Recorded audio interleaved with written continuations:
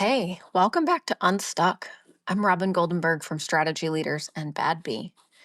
If you're a business owner who's tired of vague, overcomplicated strategy, you're in the right place. This podcast is where we cut through the noise and talk about what actually moves your business forward. So, last week we kicked things off with a bit of a hot take. Most strategy is theater. You've probably seen it: slide decks, vision statements, a bunch of buzzwords that sound good, but they don't actually help you make a single clear decision. So, today I want to break down what real strategy actually needs to do, not what looks good on paper, not what sounds smart in a meeting, what's actually going to help you lead. And if you've been feeling like I've been running a real business for years, but I still don't feel like I have a plan I can trust, that doesn't mean you're behind. That doesn't mean you're doing it wrong. It just means that no one helped you develop a clear strategy that actually works. So, let's fix that. Let me start with a question. Can your strategy help you say yes or no faster? If it can't, it's not doing its job. Because in a growing business, the biggest risk isn't that you'll do the wrong thing, it's that you'll try to do everything. It's the common business owner, entrepreneur tactic of I'm in it, I'm on it, I'll get it done. But without a clear plan that shows you what matters and what doesn't, you end up stretched thin, your team is confused, and the business feels heavier than it should. So, what does a real strategy need to do? Well, there are three things I look for in every client's plan. And even if one is missing, we rebuild it. So, the first one is make clear choices. Strategy is about saying no. It's not just what's possible, it's what are we betting on? So it answers questions like who are we? What are we selling? What are we not doing anymore? That one's key. If you've been avoiding hard decisions because everything feels important, that's not a failure. That's just what happens when your plan isn't built to focus. So here's a really good example. I had a client who offered five different service lines. All of them were good, but their ops, it was a mess.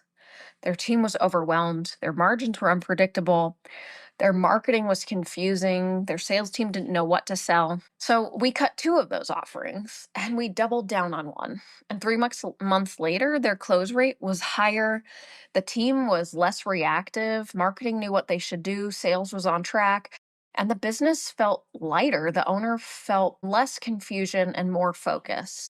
That's the power of choice. So the next one is align the team. Your strategy can't live in your head. And we as business owners tend to take everything on and keep everything inside because only we can do it. But if your team isn't clear on where you're going or how you plan to get there, they're going to default to checking boxes or worse, waiting for you to make every decision. No thanks. And you're not supposed to be the bottleneck forever. If your team keeps coming to you for answers, it's not because they're incapable. It's most likely because they don't have visibility into the strategy, into where we're going.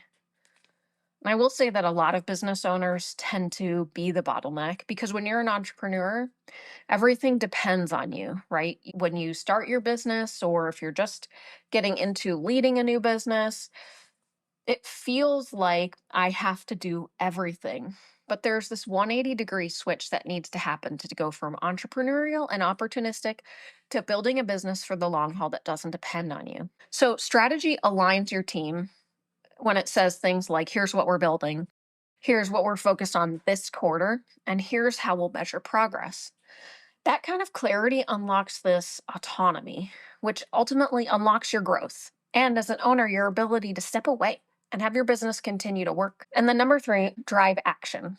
This is a non negotiable. Your strategy has to live in how you operate. It has to guide your decisions, shape your calendar, and be visible in how your team works. If you ever said something like, we just need better execution, ask yourself, execution of what? Strategy isn't about vision.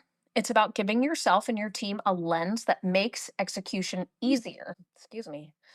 So I'm going to ask you a gut check question.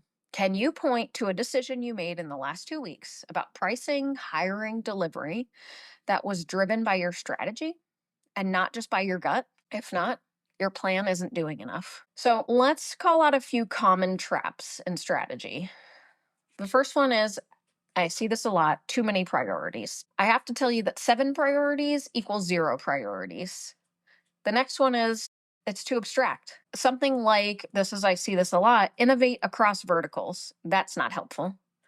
And then a lot of times what I see is that strategy plans are too siloed.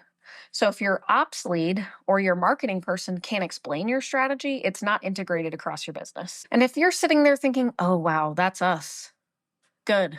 That's awareness. That's where the real strategy starts. And that's where we keep you accountable. So here's your move for this week. Take a look at whatever you're calling your strategy, whether it's in a Google Doc, a whiteboard, or your brain, and ask, are we making clear choices? Is the team actually aligned? Is this strategy helping us take action? If the answer is no to any of these or all of them, you're not broken. You just are ready for better tools. And that's what we're here for. Next week, I'm going to walk you through the single question I ask every client to find their real bottleneck. Not the loud problem, but the leverage point. So hit subscribe, share this with someone who's building, and I'll see you next time on Unstuck. Let's go.